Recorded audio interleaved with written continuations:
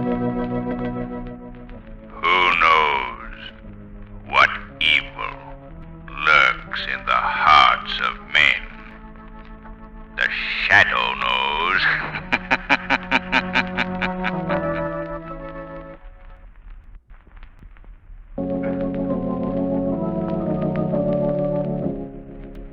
The Shadow, mysterious character who aids the forces of law and order, is in reality Lamont Cranston, wealthy young man about town. The Shadow uses his hypnotic power to cloud men's minds so that they cannot see him. Cranston's friend and companion, the lovely Margot Lane, is the only person who knows to whom the unseen voice of the Shadow belongs. Today's story, Murder Incorporated.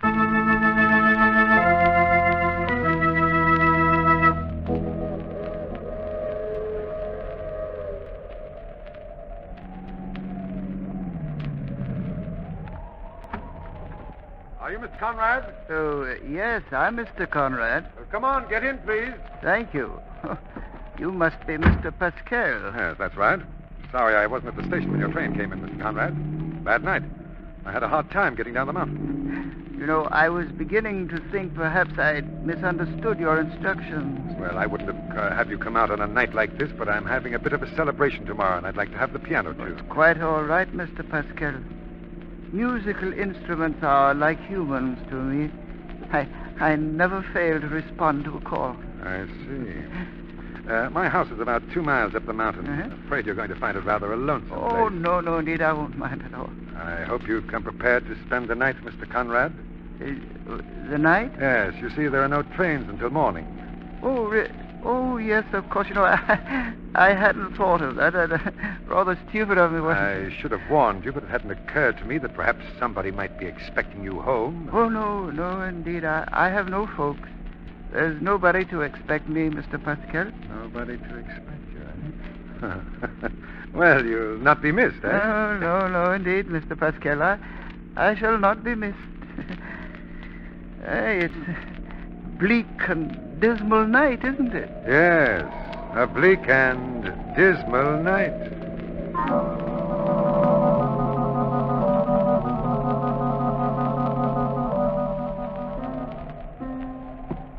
I can't stand this, I tell you. Sit down, Nelson. Police is driving me nuts. Take it easy. Pascal ought to be up here any minute. I can't stand it anymore. Wallace, I'm going. Don't be a fool. Shut up and listen. What's the matter? I think I hear Pascal on the stairs. Oh, you're batty. That's a floor's creaking. You're liable to hear anything in this old house. Yeah, it is the joint, all right. Give you the creeps. Just the kind of a hideout Pascal pick. Even a ghost be afraid to haunt it. Yeah. What? Oh, Pascal. Hey, boss, we thought you... Sorry, gentlemen. Say, Pascal, what's the big idea? You call us here to talk over a scheme to clean up a couple of $100,000. Quiet, please. I don't want my guests below to know I have guests about. Why do you have a piano tuner here when we have business to talk over? Because, gentlemen, the piano tuner is the business I have to talk over. Yeah. What do you mean? Yes. In just a few moments, he will drop dead. What? Drop dead? Well, rather, I should say I'll permit him to kill himself. Huh? But his death will have all the appearances of a natural demise. The actual cause will be impossible to detect. Well, how are you going to do it? Follow me, gentlemen, Where are you taking us to? through this door. Hey, Say, what is this? This, Colonel gentlemen, Johnson. is my laboratory. For the past 2 years, I've devoted myself to research and experimentation in this room on a chemical that could kill and yet leave no trace. You mean a secret poison? I'll explain. After I perfected my chemical, I next had to devise the best means for its use. Yes. You see this match? Yeah? The head of this match has been dipped into my secret formula. Yeah? So downstairs, I've placed some cigars in a package containing the treated matches beside our guest. In a little while, he'll light a cigar. So what? Then, gentlemen, you'll have the positive proof that my labors have been crowned with success. Pascal, when it comes to anything in the chemical line, you're the tops. But I don't get it. How does this thing pay off? Gentlemen, we all know that the world is full of maladjusted people. Men and women tied to each other by force of circumstances. Go ahead. So isn't it reasonable to suppose that one party to these unfortunate associations would welcome the means by which he or she would be rid of the other? Oh, I get it. It's an insurance shake. Sounds swell to me. But how are you going to contact these clients? Have you figured that out? Perfectly. When people are in trouble, they go to one of three men: a doctor, a lawyer, a mind reader. Those professions will be represented by the three of us. You're going to hang out the old shingle again. The officers of Dr. Bruno Pascal are already selected. It'll be my job to impress the prospective client with the physical necessity of escape. What's my trick? As the master of the occult, you shall visualize the way out for them. The legal and material aspects will be your responsibility, Nelson. Yeah? You will see that our clients carry the proper amount of insurance. Okay. When the mind of the client is conditioned to accept murder as a solution to a problem, then we shall provide the means to what will truly be the end. The matches. The matches. Listen, that piano stopped. At last. Maybe the old guy's taking time off for a smoke. We'll see. All right, all right. How long's it going to take? Why don't he light it? Why don't he do... That's it, gentlemen. Yeah, come on, let's go.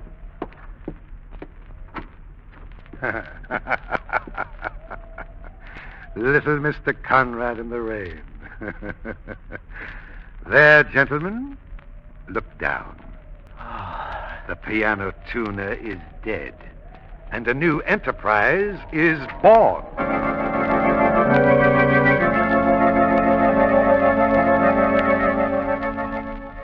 She was just sitting there smoking, and all of a sudden she kind of gasped for breath and toppled over dead.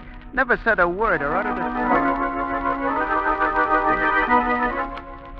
He died real peaceful, just like in a cigarette he was. It was such an easy death. You do nothing, ma'am. Just give him the matches. He does it himself.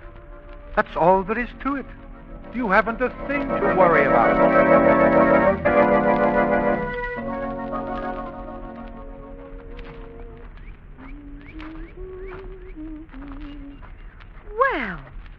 Well, Lamont. What are you doing, planting flowers or building a house? I've never seen so many tools and implements in my life. No cracks, Margot. John, my gardener, didn't come to work this morning, and I have to get these rose bushes in. And now let me see. Was it 4 bushes 1 foot apart or 1 bush 4 feet apart?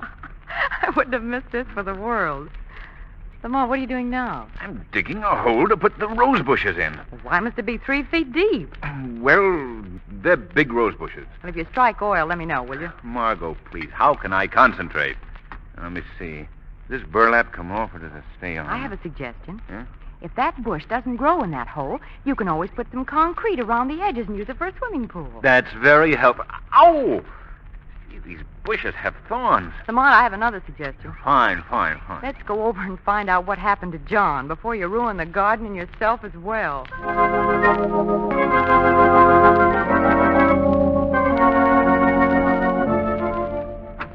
Who is it? Oh, Mr. Cranston. Good evening, Miss Graham. Hello, Miss Lane. Hello, Miss Graham. John home? Why, yes, sir, he is. Well, he didn't report for work this morning. We thought perhaps he might not be well. Matter of fact, Miss Lane, he's sick in bed. Oh, I thought so. May I go up and see him? Well, I don't think you'd better. The doctor says he wasn't to see anybody. Then it must be serious. John was always so healthy. He's complained to me before, Mr. Cranston. You see, it's his heart. Oh. Yes, his heart's been pretty bad lately. Mrs. Graham, John called you. Oh, did he? Well, tell Mr. Cranston I'd like to see him. Well, I'll go right up. Mr. Come Cranston, along, Margot. Yes, Lamont. Now, don't worry, Mrs. Graham. We won't stay with him long. Well, I won't go up. I've got to call the doctor. Lamont, Yes, Margot? isn't Mrs. Graham a terribly nervous woman? Yes, very. But I suppose it's understandable under the circumstances. Yes, I suppose so. Here we are. This is the room. Well, hello, John. Hello, Mr. Cranston, Miss Lane. Hello, John. I asked my wife to send for you, sir. You asked Mrs. Graham to send for me? Yes, sir. But your Please, wife... Margot. Tell me something about this illness, John. It's your heart, isn't it? Yes, sir. Looks as if I'm going to be like those gladiolas we planted last spring. Fine one day and dead the next. Oh, John. And me, who's never had an acre of pain in my whole life before, sir. I see. Well, John, you said you sent for me because you wanted to talk to me. Yes, sir. It's about my wife. You know how little women know about money matters. Yes? I don't want nobody to talk her out of the little I'm leaving. You see, sir, as luck would have it, I just took out a new insurance policy. Yes? It's much bigger than any I've carried before, but I'm glad I did it now. She won't have to worry. Well, John, how did you happen to increase your insurance? Why, it was that doctor my wife's been going to. He sure gave me some good sound advice. Yes. He suggested you take out more insurance? Yes. I see. Now, John, I don't want you to worry about anything. I'll see that your wife is well advised. You just take things easy. I knew I could depend on you, sir. I miss the garden. I'm sure you do, John. Those bleeding heart shoots, they should be trimmed down right away. I'll take care of them for you, John. Might be a good idea to bed them down. Frost. It'll be coming soon. You certainly will. John, what's the name of the doctor who advised you to increase your insurance, huh? I said, John, what's the name of the doctor? Lamont. John. John. Margot. Yes, Lamont. He's dead.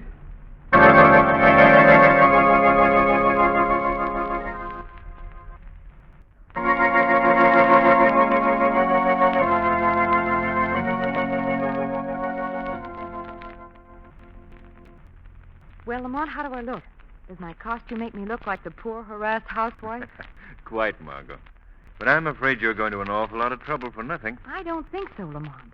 We know now that it's this Dr. Pascal who's been treating Mrs. Graham for a long time. He's the one who advised John to increase his insurance. Well, that might have been advice sincerely offered. But how do you explain Mrs. Graham's conduct? If you mean what I think you mean, Margot, you're just about accusing that poor little woman of murdering her husband. But I'll play along with you. You're going to Dr. Pascal as a patient? Yes. I see. I'm a nervous case. You know what I mean. Married and nervous. Oh, you mean married and nervous. Uh-huh, I see. Well, you should have a name. Oh, yeah, sure. Let's see. Belden, Mrs. Belden. How's that, eh? Too good. I'd rather you save the characterizing until you see the doctor. Okay. Oh, say, suppose you have to produce a husband. Oh, very simple in that case. You'll be my husband, Lamont. What? Now, let's get going. Mrs. Belden may have a date with destiny. Come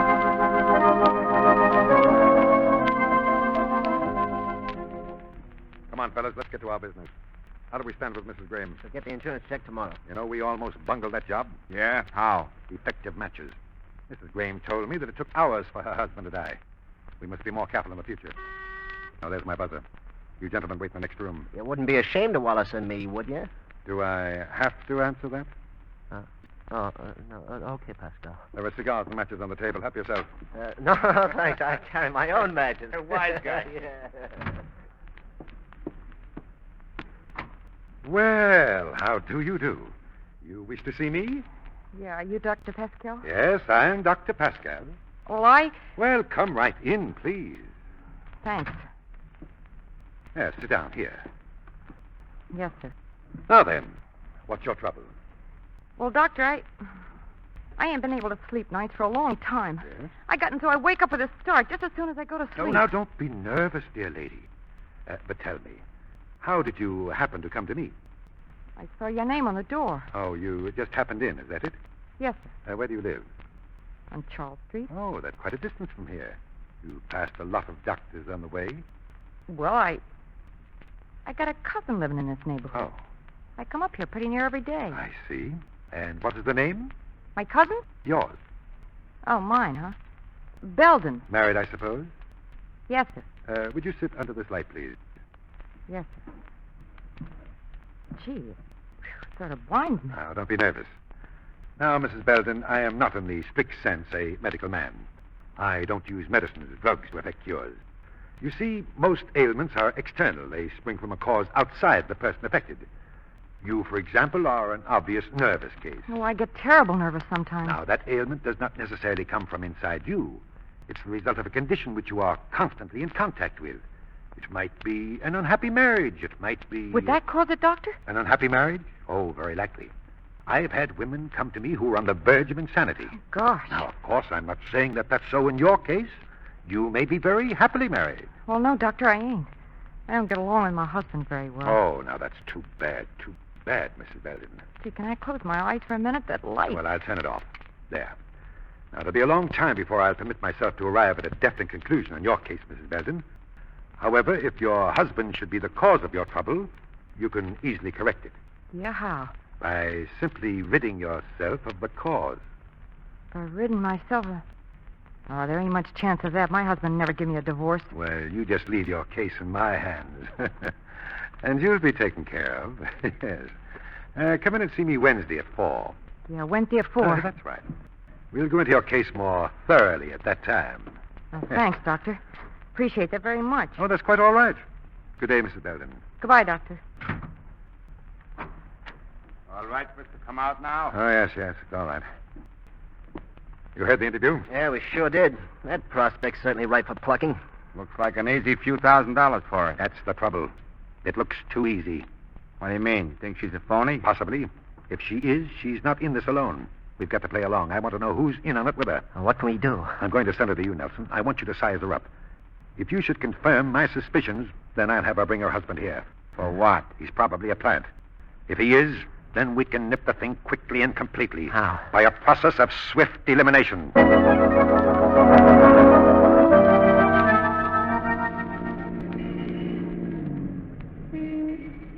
There it is, Lamont.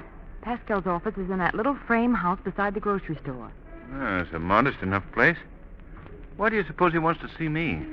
Well, they probably want to condition your mind for a big insurance policy. Just as they did your gardener, John Graham. Margot, you seem to think Pascal has several confederates. Yes. Well, there's that lawyer he sent me to, Nelson. Then there's a mind reader by the name of Wallace. Yeah, but remember, Margot, all of these deaths have been certified as natural. How do you suppose they bring about these deaths? Well, I haven't progressed that far in their confidence yet. But it's coming, I'm sure. Margot, I do hope you're right about this affair.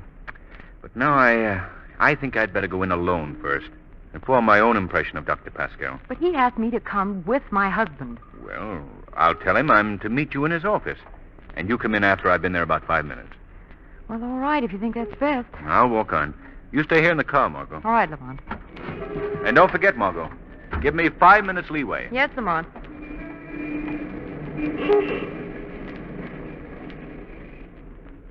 There's no mistake about it, I tell you, Pascal. I knew there was something familiar about her face. Then I remembered where I'd seen her. I went down to the newspaper office and dug up this issue of the paper. That's her picture, all right, Nelson. Margot Lane, prominent society girl. That's right. The man beside her in this picture, well, he's probably the one she's bringing here as her husband. Lamont Cranston, man about town. What are you going to do, Pascal? We can't take any chances, Nelson. They must be destroyed. Both of them. Uh-huh. Oh, here, Nelson, through this door. It leads out the side entrance. Okay. Good luck, Pascal. Thank you. Oh, well, how do you do? You wish to see me? Dr. Pascal? Yes? I'm Mr. Belden. Oh, Mr. Belden. Well, didn't your wife come with you? I expected her. I'm supposed to meet her here. Well, in that case, I guess you'll be along soon. My wife said you wanted to talk to me. Oh, it's nothing of great importance, Mr. Belden. I simply felt a man should know his wife's doctor. Well, how's that going to help her? Hey?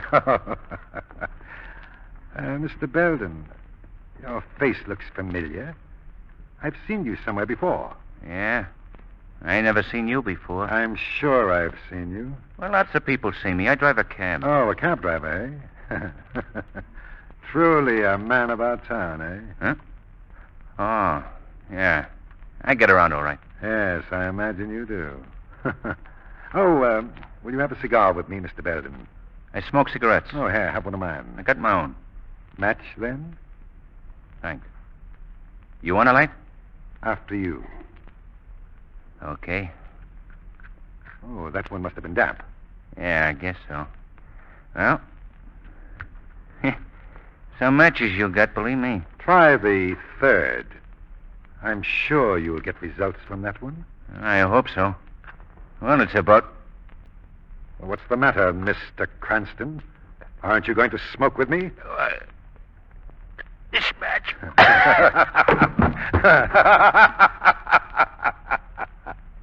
My My, what an inglorious end for the glamorous man about town. Yeah, now come along, Mr. Cranston. I have a room all ready for you.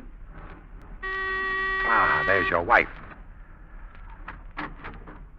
There we are. Now, you won't be alone long, Mr. Cranston. You'll be joined directly by the corpse of Margot Lane. Ah, Mrs. Belden. Do come in. Thanks, Doctor. My husband here? Your husband? Oh, yes. He was supposed to come with you today. Well, make yourself comfortable. He hasn't arrived yet. What? Well, now, in the meantime, I have something which I'm sure will interest you.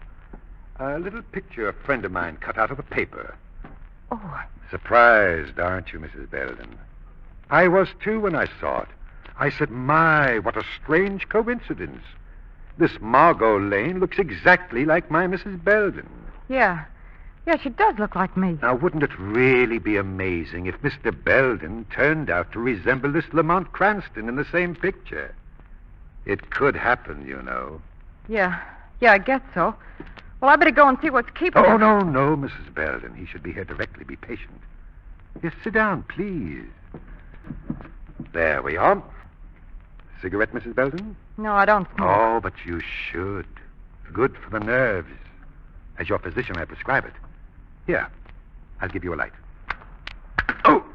What's the matter, Dr. Pascal? You dropped the matches. Why? I didn't drop the matches. They were knocked from my hand. What was that? I heard a man's laugh. So you did, Doctor. Hey, who spoke? Who are you? What are you? I am the factor you failed to reckon with when you embarked on your murder-for-profit enterprise.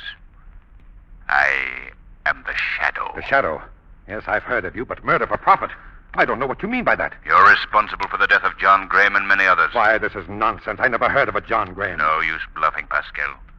I've already phoned the police to pick up your two henchmen, Nelson and Wallace. You're next. The police have no evidence against me. That's a lack I shall supply. I have some of your ingenious little matches. Matches? You lie. You can't. And I have proof that at least 10 people died with a box of your matches beside them. I see. And you think you can stop me from leaving here? Try it. Very well, I'll call you. Look out, Margot. Don't let him go. Oh! Perhaps you're convinced now that it would be best to await the police quietly. Well, I suppose you're right.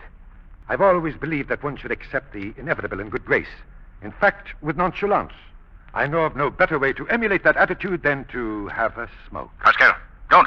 Wait. Now, Mr. Shadow, your police shall find me waiting in supreme calm.